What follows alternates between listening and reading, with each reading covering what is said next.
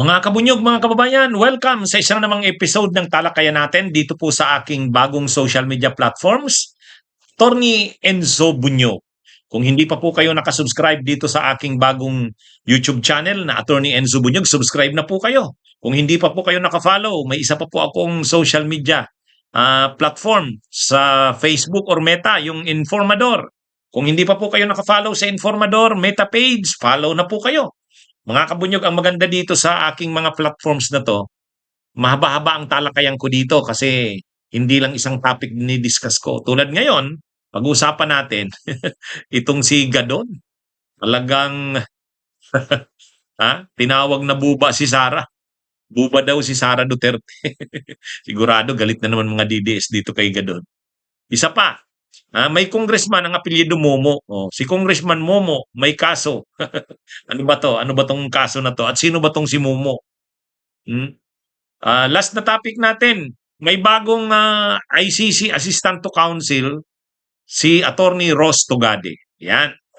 Madadagdagan naman ang ICC Assistant to Counsel. At least may ano na. Hindi na lang si Attorney Chrissy Conte. UP lo rin ito. Itong si Attorney Ross Togade, yan, pag-usapan natin. Ang sabi niya kasi, ang analysis niya, malamang sabi niya, lumabas na talaga yung arrest warrant ni Bato eh. Ngayon, pag-usapan natin mamaya yan. Oh, grabe. Talagang matindi itong si Gadon. Kung paano noon si Gadon, pag nagsasalita, sinisigawan yung mga bobo. Di ba? Yung mga dilawan at kakampings noon. Kasi noon, si Gadon, Marcos Duterte yan, nung elections ng 22. Tumakbo pa siyang senador. Talagang pinagtatanggol niya yung Marcos Duterte noong 2022. Sinisigawan niya yung mga dilawan, kakampings ng bobo. Ngayon, dahil sa kanyang pagtulong kay Marcos, grabe rin yung niya, sakripisyo na manalo sila Marcos at si Duterte, inappoint siya. Presidential Assistant for Poverty Alleviation. Yan yung posisyon niya, cabinet rank yun. Kaya lang, dahil nag-away ang Marcos at Duterte, itong si Gadon, mas pumanig siya sa Marcos. Kumbaga, nung magkakampi ang Marcos Duterte, walang problema, Marcos Duterte siya. Pero nung nag-away na yung Marcos at Duterte, pinili niya na mag-Marcos. Kaya ngayon, diehard na Marcos ito. Kung ang mga DDS mayroong diehard Duterte supporters, siya naman diehard Marcos ito. Kaya ngayon, itong mga ni Sara Duterte, mga komentaryo ni Sara kay PBBM, ayan, tinawag ni Gadon na buba daw si Sara. Buba. Buba dahil kinakantyawan pa ni Gadon. Ano ba naman tong Vice Presidente ng Pilipinas? Sabi ni Gadon. Ano yan? Kung makapag-English, bali-bali. Ano daw ang English ni Sara? Sabi ni Gadon. Kaya, sabi ni Gadon, buba daw ang Vice Presidente. Kahit daw sa pag-i-English. Nakakahiya daw, sabi ni Gadon. Mga kabunyog, yan ang ni Gadon. Kaya, ito? Itong mga ito ngayon ni Gadon, mga atake kay Sara, sigurado nakarating na ito kay sa mga DDS. Pero yan, talagang yan si Gadon, na yan ngayon. Naranasan niya na kasi na yung mga DDS, dati kasi kakampi niya. Pero ngayon, na siya? Nakita niya na yung ng mga DDS, bastos, panatiko. Ngayon, sabi ni Gadon kay Sara, bakit tinawag niyang buba?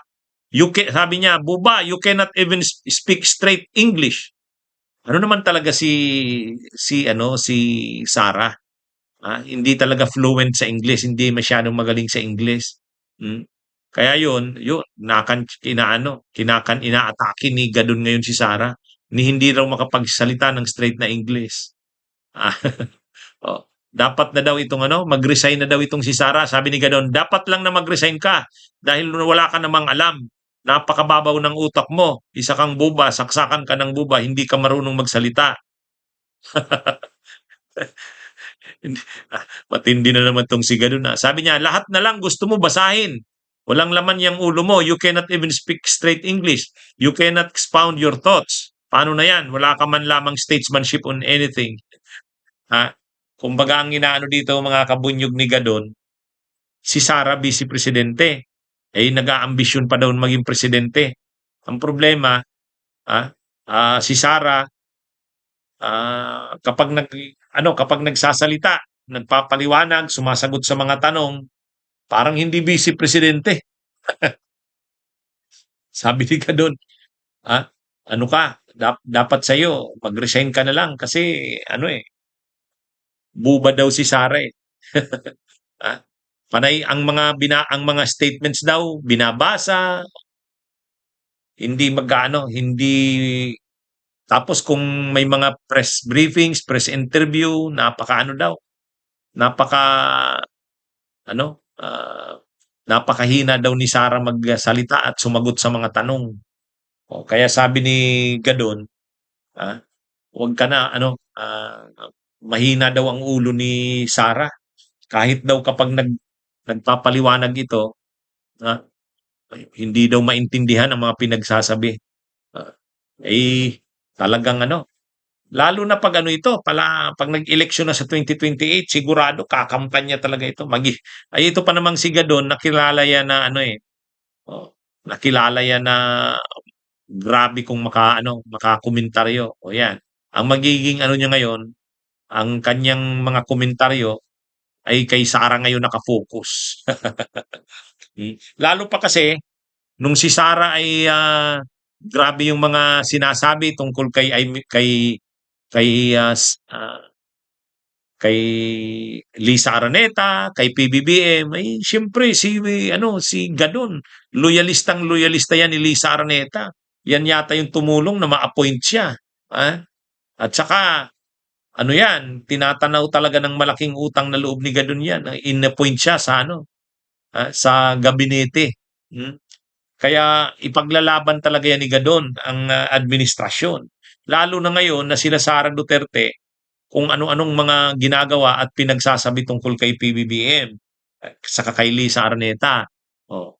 Kaya ngayon, ang mga salita din ni Gadon, dahil yan naman talaga diyan nakilala si Gadon sa mga salita na matindi. O ngayon, yung mga komentaryo niya na matindi, yung ang nakakaranas na ngayon diyan, itong si Sara. Kaya yung mga DDS sigurado titirahin na naman yan si Gadon. Anyway, abangan na lang natin mga kabunyog, mga kabayan, anong mangyayari dyan kay Gadon. Oh, may isang congressman, ang apelyido Momo. Hindi kasi ito masyadong sikat eh. Si Romeo S. Momo Senior. Congressman ito ng 1st District ng Surigao. Ang Surigao kasi dalawa yan. Surigao del Sur, Surigao del Norte.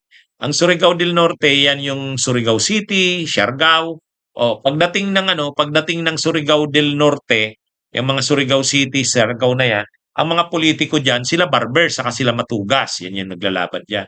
Pero pag Surigao del Sur, yan na yung mga yan na yung Dag City, yun. Surigao del Sur yan.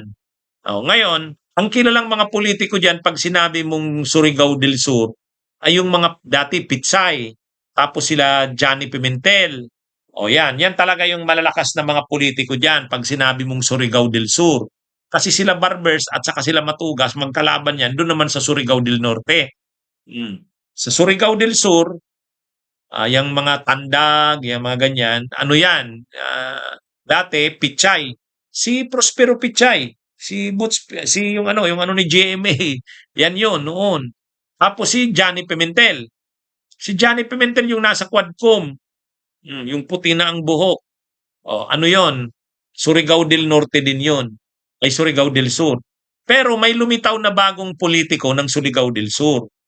Tumakbong congressman. Sino bang nakalaban nito? Si Piche yata eh. Oh, itong si Romeo S. Momo Sr. Ngayon, itong si Romeo Momo, nababasa ko na ito noon, DPWH dati ito eh. Mataas na opisyal ito ng DPWH. Di syempre, DPWH noon pa man, ano na yan, maraming pera yan. Ngayon pumasok sa politika, ay syempre dahil maraming pera yan si Momo, ayan, nanalo, congressman. Kaya lang ngayon, kinakasuhan siya ngayon ng plunder. Plunder at saka graft. Mga kabunyog, kinakasuhan si Momo. Kasabay dito sa mga anomalya sa flood control, kinasuhan si Momo, si Romeo is Momo, senior. O ngayon ang kaso ni Romeo is Momo, senior, tungkol nga sa mayroon kasi itong malaking construction company. Kontraktor ang pamilya nito eh. Kontraktor.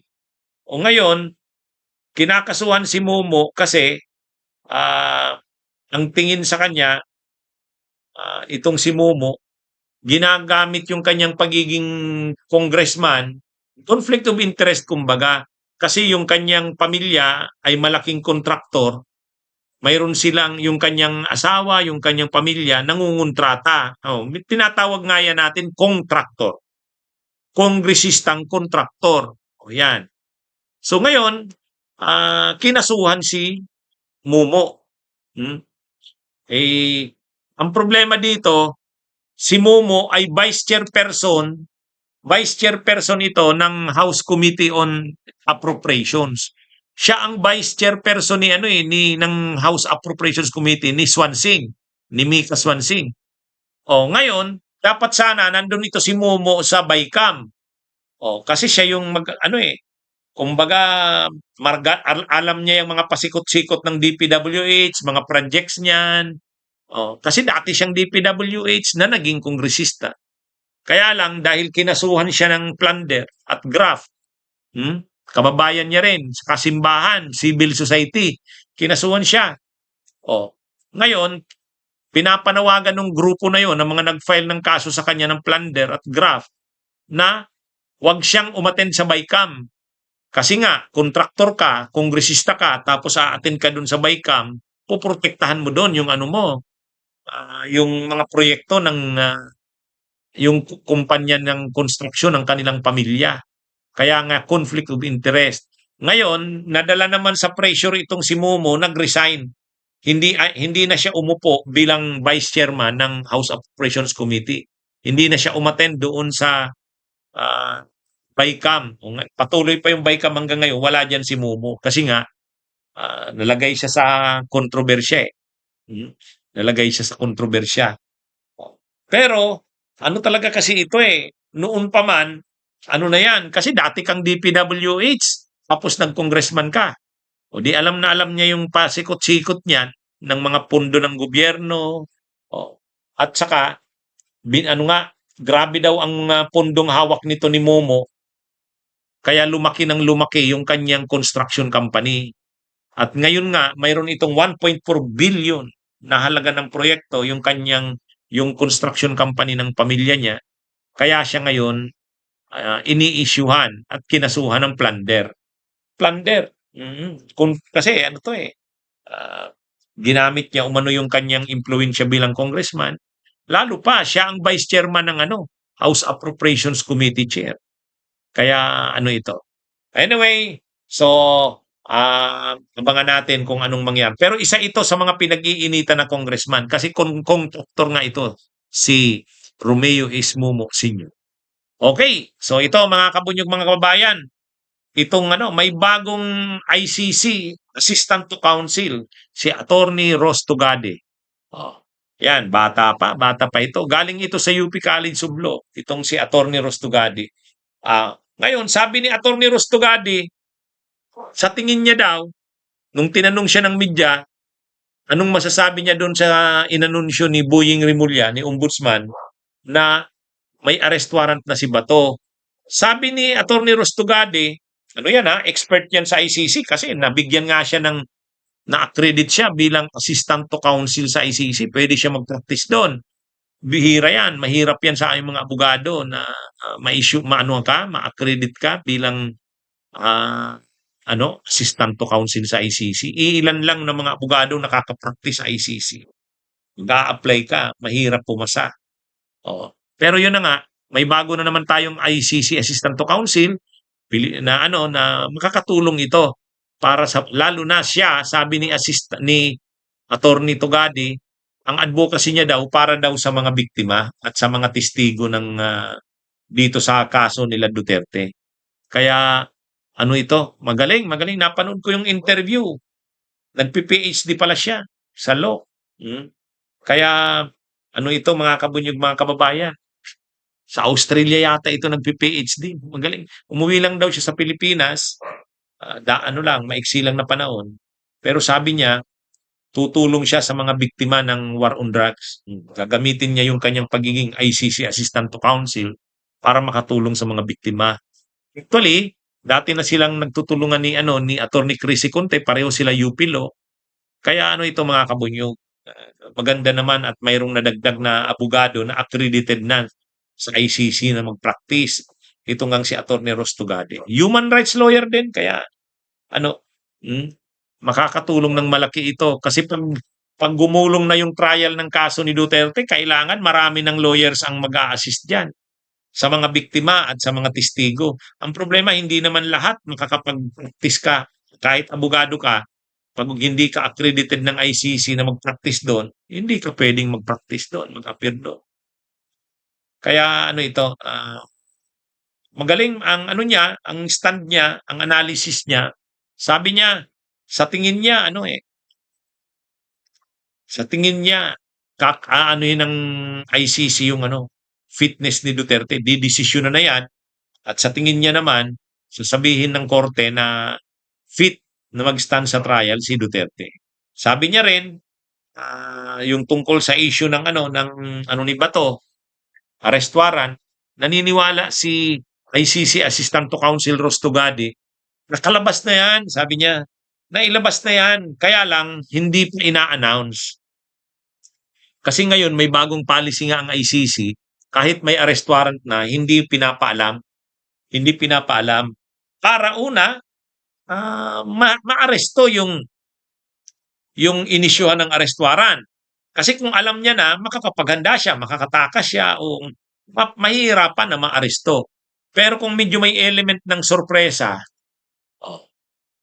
hindi muna i-anunsyo sa publiko.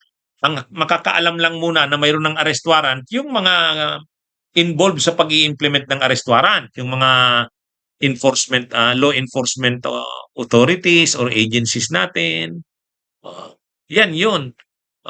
Pwede na silang makaalam. At saka yung mga international bodies tulad ng Interpol. Pero yung publiko, hindi muna. May ganun na ngayong policy ang ICC. Para nga, pag medyo na sorpresa yung tao na nakalagay sa warrant of arrest, maaresto siya. Tingnan nyo yung nangyari kay Duterte. Di ba yung nangyari kay Duterte na sorpresa?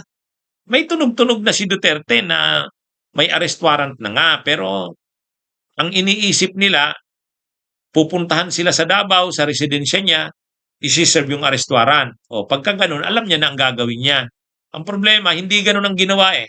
Pagbaba ni Duterte sa NAIA Terminal 3, nakaabang na sila General Torre, nakaabang na ang Interpol, nakaabang na sila yung mga officials ng gobyerno na involved sa pag-aresto kay Duterte at pag-turn over sa Interpol at papuntang ICC. Kaya sabi ni ICC Assistant to Counsel Ross Tugadi, sa tingin niya nandiyan na yan. Nakalabas na yung arrest warrant na yan pero sinisikreto lang para madaling maaresto si Bato.